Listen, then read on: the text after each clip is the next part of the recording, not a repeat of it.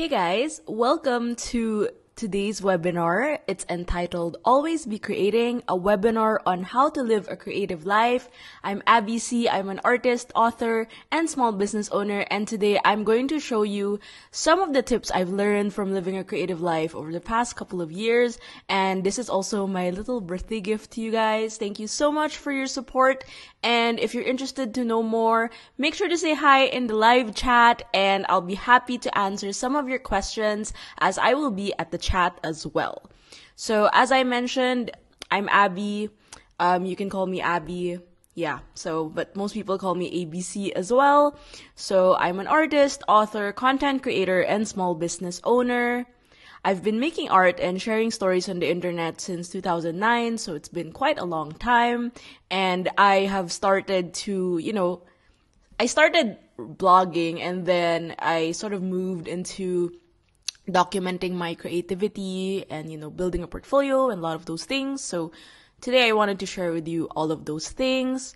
And I'm also going to pick up some ideas from my personal favorite book, and it's my creative self-help book entitled Always Be Creating, a Field Guide to Living a Creative Life. If you're interested to get a copy, I will link it down below as I have available copies at my shop. But if you're from international, you can also get the digital copy. But if you would like to get the physical copy, you can be a patron today and access our international shop. So I'll share more of that information later on. So as I mentioned, this book actually is a division of the 4 P's. So I wanted to share with you all those 4 P's today and give you an idea on how to best live a creative life. Most people think it's so hard to, have this feeling of, I'm living a creative life, but it's just being more open to certain things and experiences. And that's what I'm going to be sharing with you today through my personal experiences and my creative journey.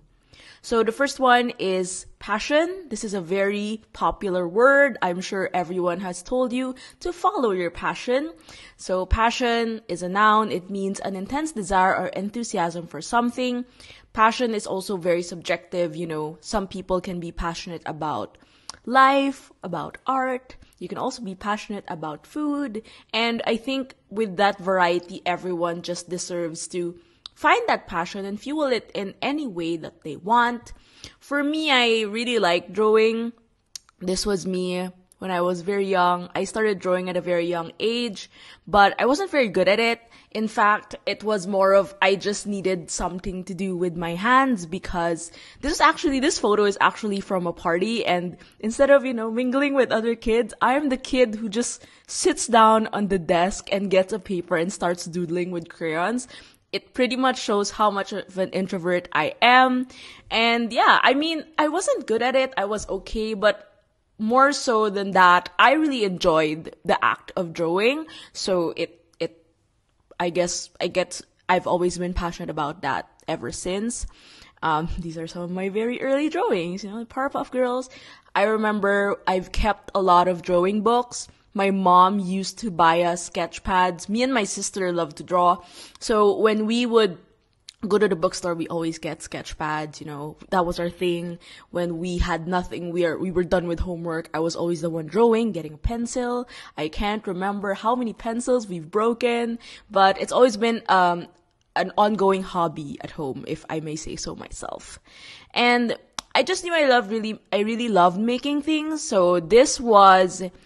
So on the left side, you have this artwork. This was done in high school, I believe. Yeah, in high school, I started to get into this. I guess we all had that emo phase. I started to get into drawing a lot of psychedelic patterns, black and whites. And I started to develop that habit of wanting to fill up pages, which I think is pretty much still me at this point in my life. And on the right is me in college. I started a little tote bag business where I hand painted all these tote bags and decided to sell them because why not? I guess I really liked making things and I wanted to take things further with what I made, and that's why I started to really get into my passion for art and creativity. I also became passionate about sharing what I know. When you were younger, people would ask you like, oh, so when you grow up, what do you want to be? And everyone would say like, I want to be a doctor, a lawyer. But for me, I wanted to be a teacher. And because of that, I started to teach workshops. At the time, I was doing lettering. Not much, there aren't much sources here in the Philippines, and that really frustrated me because for me, I learned mostly on the internet. I looked at what everyone else was like, what is this? And then I decided to pick up my own pencil, pick up my own knowledge, and try to create a way to teach lettering and make it more accessible.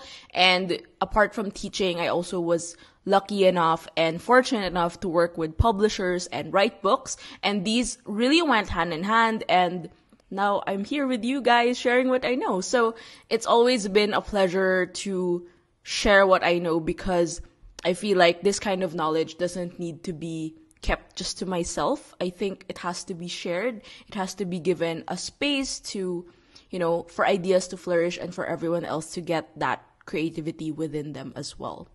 So with that, my passions also changed. In the latter years, maybe like 2 years-ish into my career as a creative, I started to get into travel. I really enjoyed finding that little escape from my own life where I would go places, document all these things. I felt like I was an investigator or like a scavenger. Is that a good word?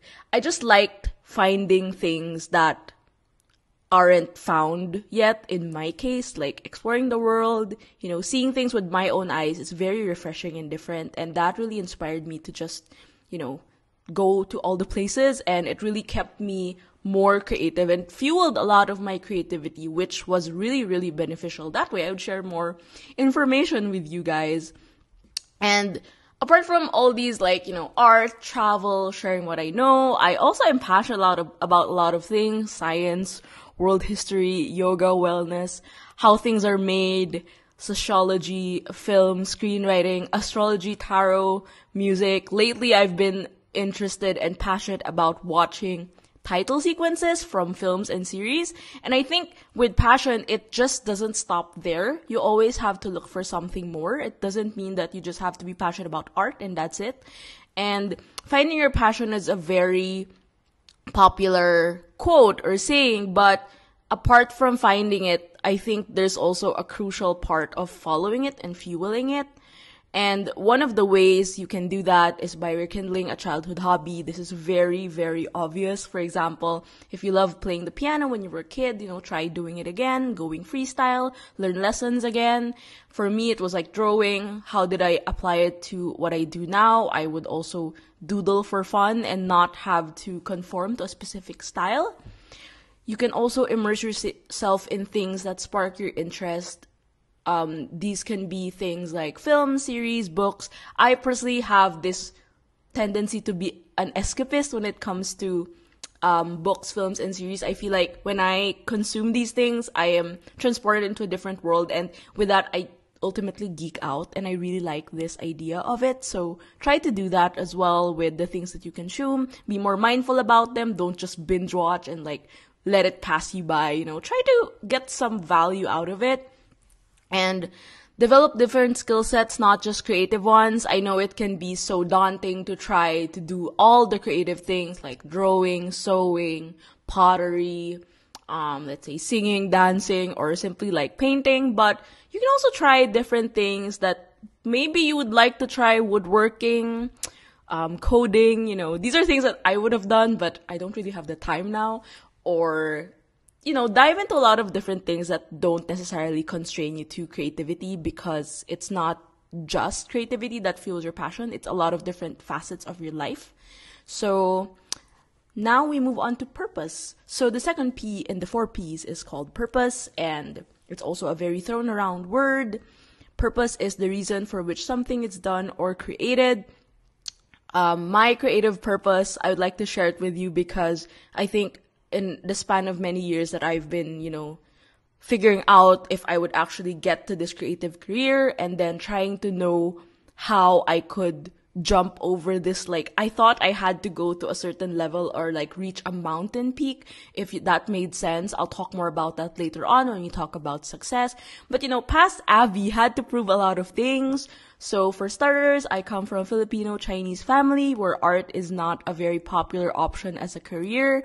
Second of all, I took up business in college, I didn't think twice about even getting into a creative course that wasn't ingrained in my system. Took me a lot of realizations to get to this point where like, wait a minute, I can actually do the things that I like if I make sure that I actually made them happen, and it rooted down to a more finite purpose and more substantial way of seeing things.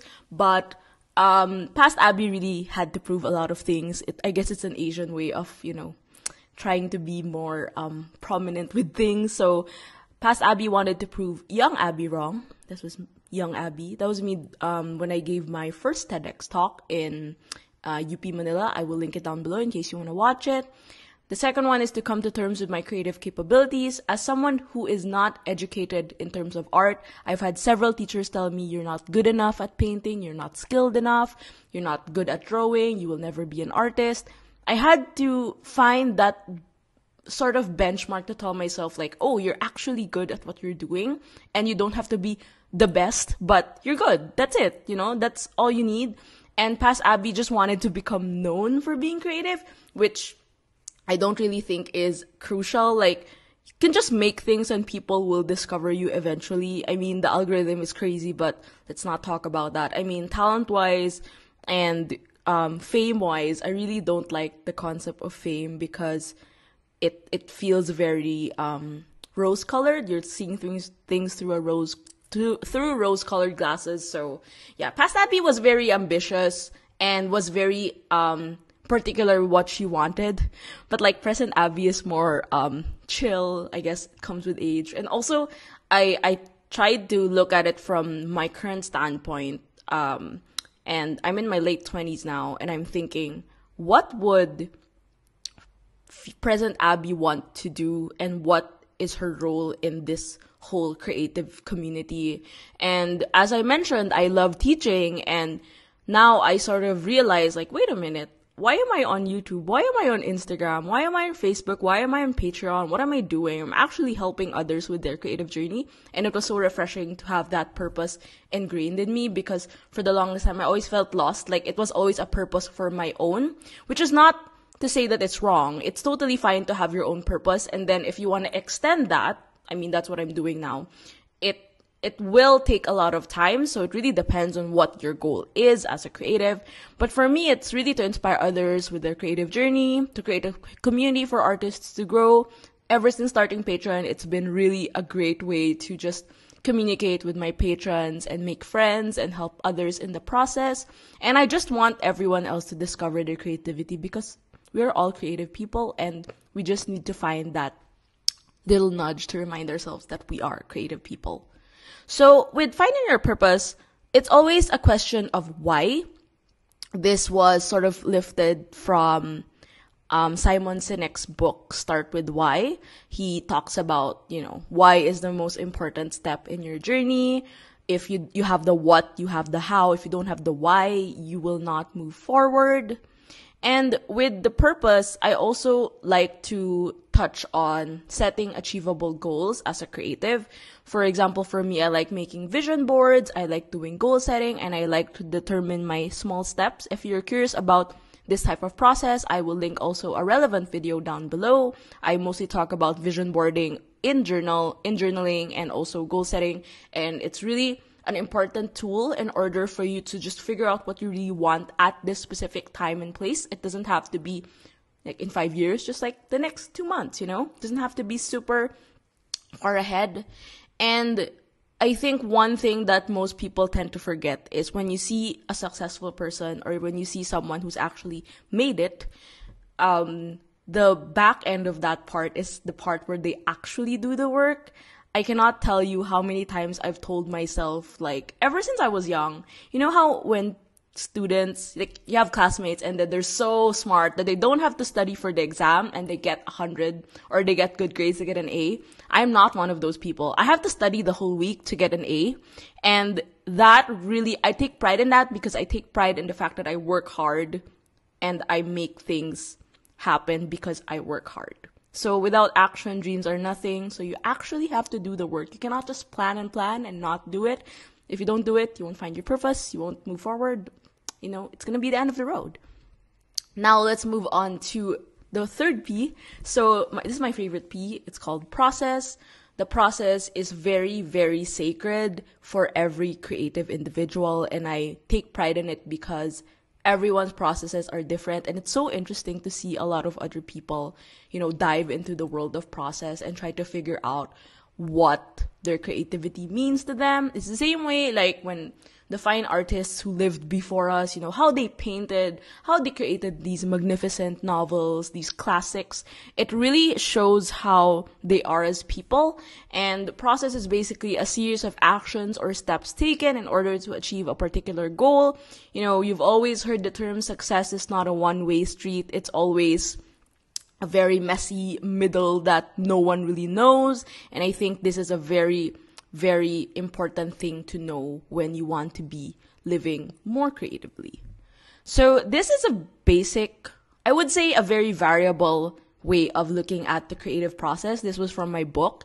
So for me, I just like to compare it to a scientific experiment just so it has a bit of structure. And if you try to put two and two together, art and science kind of have the same goal of discovering the unknown. They just try to approach it in different ways, which fascinated me a lot. So for the first one is, keeping your eyes open, looking for ideas, inspiration, doing a lot of research, being genuinely curious about a lot of things.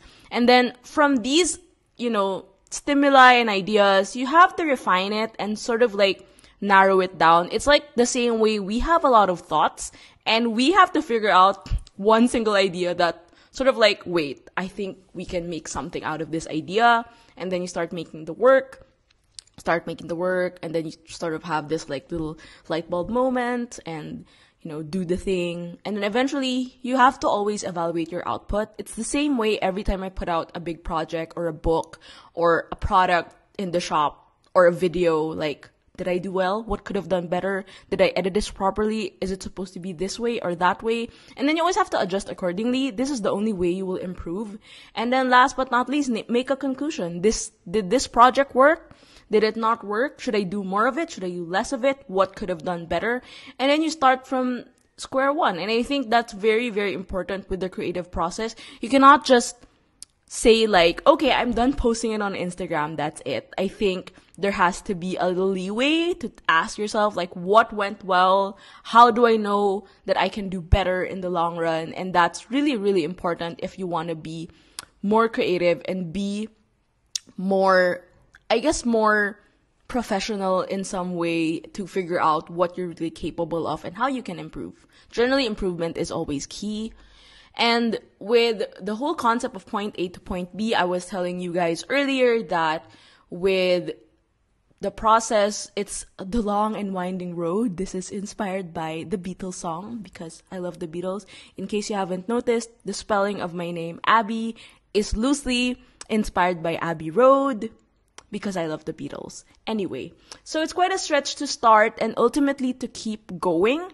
So try to remember that it's going to be a very uncertain road, and uncertainty always feels very intimidating, but you always have to keep going. I cannot tell you how many times I've told myself like everything feels uncertain, but uncertainty is also what keeps us going in such a way that we know what to expect and also we don't. So then you just keep going and it keeps us surprised and keeps us on our feet. I think that's very important.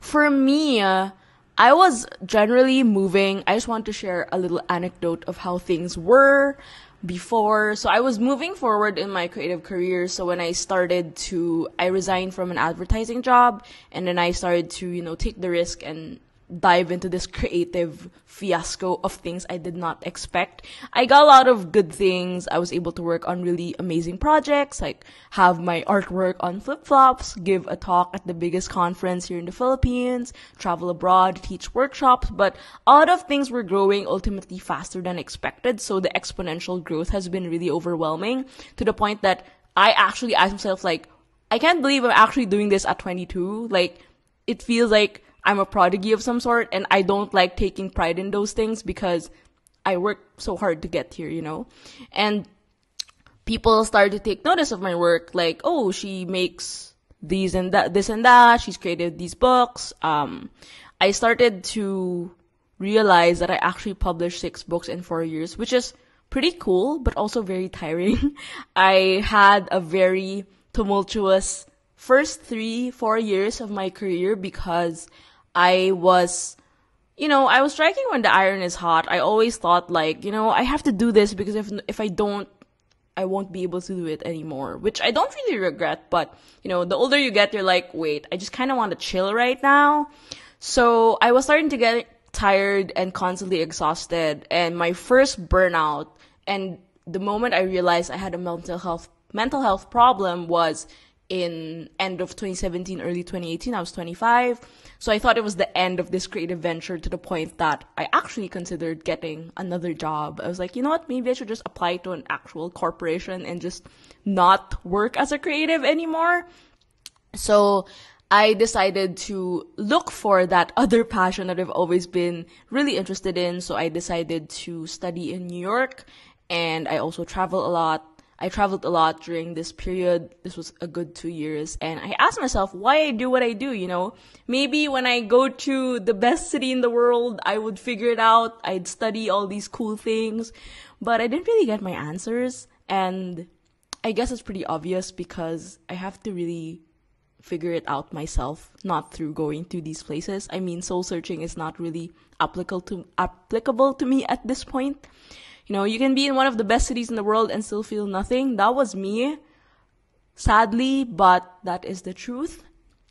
The next summer, I went to enroll to an art residency in Berlin, and I also found a lot of creativity that I felt was like being like in a trash bin of some sort that feels unsorted. That was me at the time. I think what happened to me was I became too obsessed with all the things that I could do, and then I started to not look at the other things that I still could do, and I just was closing all these opportunities that were like trying to go at me with all the ideas and all the things I still wanted to do, because there's a big question of what others want me to do versus what I want to do, and it was that tug of war that really led me to my burnout. So I started to find my creative self. I really enjoyed my time in Berlin, and I started to make a lot of things again. These were, if you notice, they kind of resemble my high school artworks. They still have that vibe. But actually, until now, I'm still looking for it. I think one of the greatest things that I was able to do in the past few years was just figure out, like, I wanted to build a community. That's why you guys are here. And I wanted to figure out how these things are going to go. But I still am looking for that thing. I just feel like we as artists always have to keep searching. It shouldn't just be like, oh, I think I found my thing, then you're done. No, the process never really ends, and it's really important to take note of that. So here are some of the things to maximize your process. I'm giving this advice because I learned the hard way. The first one is to take your time. There's no shortcut. You cannot say that you want to be this prolific artist in a span of 1 month. I mean, if you can do that, maybe you won't sleep, but we like sleep. Rest is important. And one thing I always try to touch in is to organize your space, make it conducive for work or learning. You'll see I have a lot of desk tour videos and desk setup videos on my channel, because I feel like every quarter, every few months, I try to switch up my space and keep myself constantly inspired. But one thing I try to keep as often as possible is to make it as neat and work-friendly as possible in order for me to produce my best work. And last but not the least, I learned this the very, very hard way, is to be mindful of your well-being. Health is your top priority. Sleep for 8 hours. It's not worth it to pull out an all-nighter. You can do that a couple of times, but don't do it all the time. Last but not least, we are going to the 4 Ps, and make sure to leave your questions in the chat below. I'll stay for a couple of minutes after the webinar to answer some of your questions. And the last one is pursuit. So pursuit is the action of pursuing something or going after something. So with pursuit, I wanted to tie in with the idea of being a student of life. So as artists, as creatives, as writers, or as a creative being, as people, we always have to keep learning. And I think that's very important. That's one of the things I pretty much live by, is like never stop learning, because you can be old or young and still not know all the answers. And I think that's a very fascinating thing about human nature. And being a student of life, I wanted to narrow it down to 3 traits that you should have. The first one is to be ambitious, to know what you want and figure out how to get there. It's okay to be ambitious at a certain level, but you don't have to be like peak go-getter ambitious. It just means that you have this drive to go after something and do that thing, you know? The second one is to be brave, take calculated risks. Life is too short to not take risks, if that makes sense. Like, don't do like very high risk stuff, but try to take calculated risks, like things, you know, when you take risks, it's always a question of what are the aspects of that risk you can control and what you cannot, and then try to weigh in the pros and cons. I try to look at it that way before making big decisions. And lastly, being curious is really, really important. You cannot tell yourself like, I am already smart, I know things already, that's it. If you do that, you're just limiting yourself to a lot of the other things that you have yet to discover. And for me, as an artist, discovery is key to determining how you create and how you express yourself through art. And it's always nice to see things in a fresh perspective. You can always not agree on people, and that's totally fine. I think that's what keeps you on your feet as well and always makes you ask more questions. We love asking questions, even if there are not enough answers for it. That's the beauty of and surprise and suspense of life, if I may say so myself. So with success, pursuit is mostly tied towards the idea of pursuing and, you know, being successful. And I've been on that road of being successful, and then you ask yourself like, this is it? It really happens. Like, you can publish a really best-selling book and like be on the bestseller list, and you're like, oh, cool. My life hasn't really changed. I reached 100,000 followers on Instagram. I didn't really feel like there was some sort of difference. I still make my content. That's it, you know? I think it's what grounds you. Don't expect like when you reach a certain peak, that's it. And you're like, yes, I'm on top. That doesn't really work out that way. So one thing I always try to tell people is success is not linear. It's not a one-way street. As I mentioned, point A to point B is very uncertain. And that way success is also very uncertain. And success is also not instant. It's not like your instant ramen. It's not that fast. Doesn't cook in 3 minutes. It can take months, years, decades to realize what success means. And I think success is also subjective to what type of success you try to embody and consider success in your life.